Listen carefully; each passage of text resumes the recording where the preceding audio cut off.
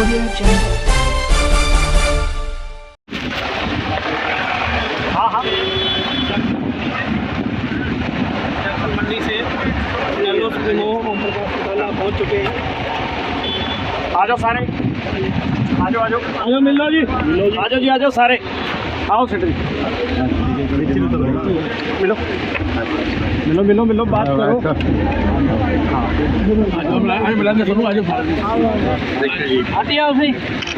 Sir Jakhal जो facilities दाखिल को मिली थी जी आज उसका 1% भी कोई इन्होंने कुछ नहीं, बल्कि सारी बातों का निचोड़ और सारांश ये है।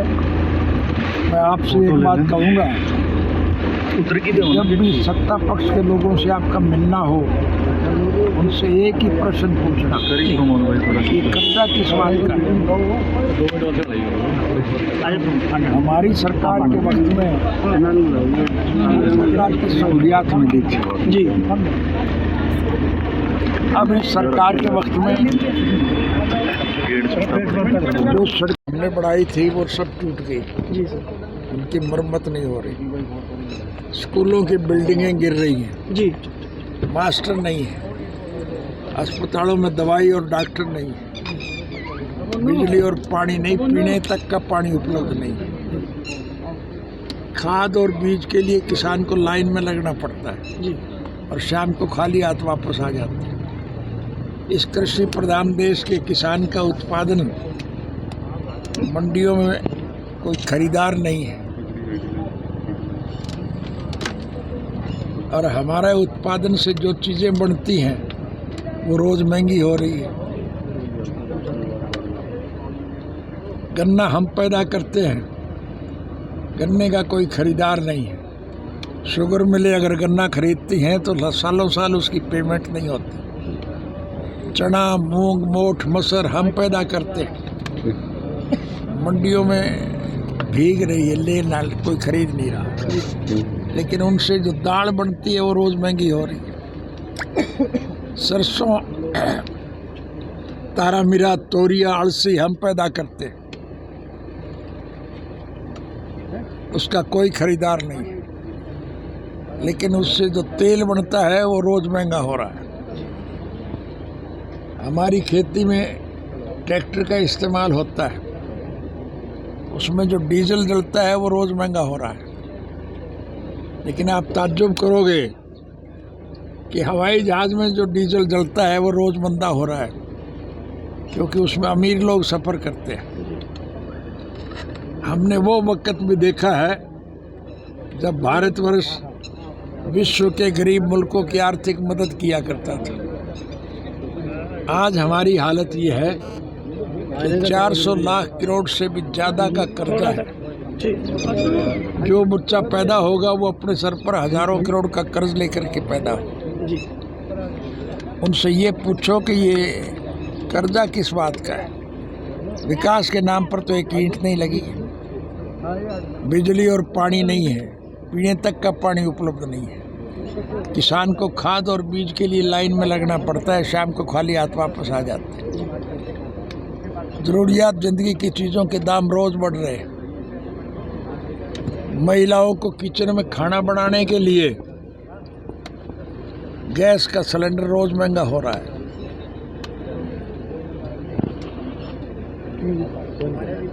इनकी हालत ये है कि स्वर्गीय चौधरी देवीलाल जी ने बूढ़े बुजुर्गों को सम्मान प्रदान करने के लिए जो सम्मानित वृद्धावस्था पेंशन मुकर की थी वो भी काटने शुरू कर दी। इन्हें देश से कोई सरोकार नहीं, जनता से कोई प्यार नहीं, पैसे के लोभी लोग हैं, पैसा लूटने पर लगे हुए। आज भी हमारे यहाँ फ्लड की वजह से नुकसान हो रहा है जी, और ये इस पोजीशन में भी प्लाट बेच रहे हैं, सस्ते में ले रहे हैं फिर महंगे में बेच रहे हैं। हालत बहुत ख़राब है। उनसे ये पूछो कि ये पैसा किस बात का है, कर्जा किस बात का है, आपको सारी बात का निचोड़ मिल जाएगा। आप जो बाढ़ का एरिया के दौरा कर आए हैं, उसको जो पानी का भाव है, कितने पानी आया, तो आपको क्या लग रहा है जी? ये पानी कहीं निकल नहीं रहा है और सरकार की गलत कार्रवाई की वजह से ये फ्लड आया है। इन्होंने नहरों की मरम्मत नहीं की। जी बांध टूट गए, उनके कभी एक ही कस्से ईंट की भी मिट्टी की नहीं डाली। सरकार की तरफ से गलत किए हुए कामों का नुकसान हो रहा है। यहाँ के लोगों का आरोप है सरकार ने सर, 15,000 रुपए प्रति एकड़ जो मुआवजा देने की और जो मकानों के मुआवजा देने की घोषणा की है, उसको कहाँ तक जायज मानते हैं? घोषणा ही है नहीं सरकार के पास, जी प्रत्यक्ष रूप में कुछ किया तो नहीं है। केवल घोषणाओं से तो काम नहीं चलेगा। तो आप क्या मांग करते हैं सरकार से, कितना मुआवजा होना चाहिए जी?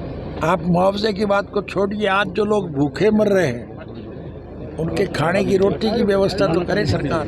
जी मुआवजा तो बाद की बात है, लेकिन आज लोग भूखों मर रहे हैं, मकान डूब गए, मकान के अंदर जो सामान था सब बर्बाद हो गया। कोई पैसा 10 रुपए किसी पे था वो बर्बाद हो गया। आज लोगों के पास कोई चीज़ खरीदने के लिए पैसा नहीं है, लोग भूखों मर रहे हैं। सरकार की कोई तवज्जो ही नहीं है इस तरह। सर, इस मास्टर कॉलोनी को बचाने के लिए जो हर वर्ष मतलब कि जो नुकसान होता है सर, इस बार जो बाढ़ आई है, परंतु रिंग बांध बनाने की किसी ने बात नहीं की है। मंडी वासियों ने आरोप लगाया कि यहाँ मिट्टी या किसी भी प्रकार के संसाधन उपलब्ध नहीं करवाए गए।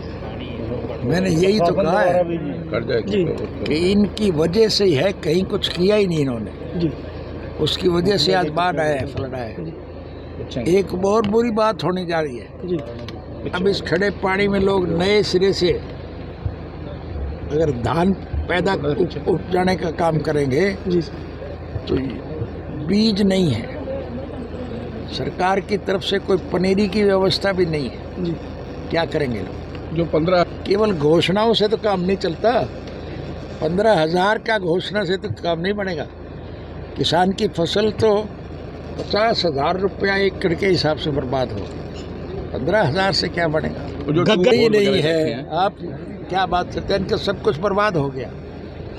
जो घग्गर नदी के ऊपर करोड़ों रुपए का हर साल बजट पास होता है, उस बजट के बारे में क्या कहेंगे? बजट तो ये खा रहे हैं, पैसा खर्च नहीं कर रहे हैं, लेते हैं और उसको खा जाते हैं। मजदूरों का भी बुरा हाल है इनकी हालत ये हो गई है कि बूढ़ों की पेंशन काट के उसका पैसा भी खा रहे हैं। हम जब आए थे तो यहाँ कुछ ना कुछ दे के गए थे, काम करके गए थे। आज हमारे किए हुए कामों का मैंने बताया, जो सड़कें हमने बनाई वो टूट गई, जो बांध हमने बनाए वो टूट गए, स्कूलों की बिल्डिंगें गिर रही है, अस्पतालों में डॉक्टर और दवाई नहीं है। आप मुआवजे की बात करते हो, ये तो मौके पर किसी को रोटी दाल की व्यवस्था भी नहीं कर रहे। आपकी सरकार जी बिल्कुल बिल्कुल जीरो फेलियर है सारा सिस्टम। पूरे हालात का इलाज आपके पास ही है। आप सिर्फ प्रेम प्यार और भाईचारे से कायम करो, सब इकट्ठे हो जाओ और इस सरकार का अंत करो। ठीक, बहुत हालात खराब है। चौटाला साहब, एक सवाल पूछना चाहेंगे। जाखल मंडी के लोग नगर पालिका भंग करने की मांग कर रहे हैं जी, और क्या आपने कहेंगे? पहले पंचायत बनाई थी, नगर पालिका भंग आपने की थी, इसको पंचायत बनाया था और 3 टर्म यहाँ नगर पालिका रही है, पंचायत रही है। अब दोबारा नगर पालिका बना दी।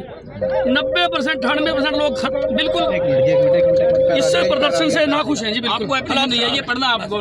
जैसा कि आप इन तस्वीरों में साफ तौर पर देख सकते हैं कि किस प्रकार जाखल मंडी क्षेत्र के मास्टर कॉलोनी एरिया को बाढ़ ने अपनी चपेट में ले रखा है, उसका मुआयना करने के लिए आज पूर्व मुख्यमंत्री ओम प्रकाश चौटाला यहां पर पहुंचे थे।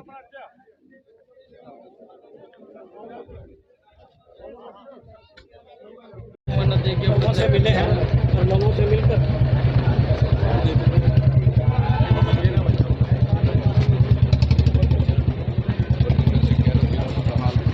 साथ जाखल मंडी के शहरी इनेलो प्रधान सुरेश जी मौजूद हैं। सुरेश जी, आज पूर्व मुख्यमंत्री एवं इनेलो सुप्रीमो ओम प्रकाश चौटाला जाखल मंडी के दुख दर्द सुनने को पहुंचे, क्या कहेंगे लोगों को? ऐसे ही माननीय ओम प्रकाश चौटाला जी पहले 93 में जो फ्लड आया था उसमें भी रास्ते बंद थे, ट्रेन के अंदर आके जाखल के लोगों की दुख दर्द सुने थे और जब सरकार आई उनको पूरा भी किया, उनके जो जख्म हुए थे उनको भरने का काम किया। अब चौटाला साहब इतने 90 साल की उम्र में, जो कि एक मतलब अपना शारीरिक तौर से भी ठीक नहीं है, मगर फिर भी जाखल के लोगों से इनका इतना प्यार है, इन्होंने हमारे को रात ही मैसेज मिला भी मैं जाखल मंडी के इलाके में ज़रूर जाऊंगा। तो वहाँ से मामूपुर से या टोहाना से चल के चांदपुरा साइफन, साधनबाद से दानी, चांदपुरा, ये इधर होते तलवाड़ा तलवाड़ी, अब जाखल मंडी के अंदर आए। और आप देख ही रहे हो जाखल मंडी के अंदर लोगों का कितना प्यार है जो चौटाला साहब को मिलने के लिए। देखो जब सरकार बनेगी, इन्होंने हर जगह यही बात कही है कि जो भी आपके हुए नुकसान उनको सबकी भरपाई कर देंगे। अब सरकार बनाना लोगों का हाथ है, लोग अगर सरकार बना देंगे। अब तक जो सरकारें बनी हैं, 10 साल कांग्रेस ने राज किया है, 7-8 साल हो गए ये बीजेपी को, अभी तक करता है इन्होंने कोई ऐसा काम नहीं किया जो इनको नाम दिया जा सके। यहाँ जो हॉस्पिटल बना है चौटाला साहब की मेहरबानी से बना था, उसके अंदर अभी तक पूरी तरह डॉक्टर भी नहीं आए हैं, अभी तो डॉक्टरों की सुविधा भी नहीं है। अब जो यहाँ के लोग हैं दूर दूर दराज में जाना पड़ता है। जो आदमी पैसे वाले हैं थोड़ा ठीक है, वो तो पैसों से इलाज करा लेंगे। जो गरीब आदमी के लिए ही सरकारी हॉस्पिटल है जहाँ कर दें उसको सुविधा मिल सकती है। इसलिए हम चाहते हैं कि चौटाला साहब का साथ दें, ताकि आने वाले समय के अंदर चौटाला साहब हर एक गरीब का, अमीर का, मजदूर का, व्यापारी का, किसान का जो यहाँ अब नुकसान हुआ है, अब की बार जो नुकसान हुआ, एक बहुत बड़ी परलें आई थी, इसको अगर सरकार नहीं भरती है, अगर चौटाला साहब की सरकार बनती है तो उनको ये काम अच्छा काम करने का काम करेंगे। बहुत बहुत धन्यवाद। ये थे हमारे साथ इनेलो शहरी प्रधान सुरेश गर्ग पप्पू, जिन्होंने बताया कि आने वाले समय में अगर इनेलो की सरकार बनती है तो लोगों के हर सुख और दुख को दूर किया जाएगा।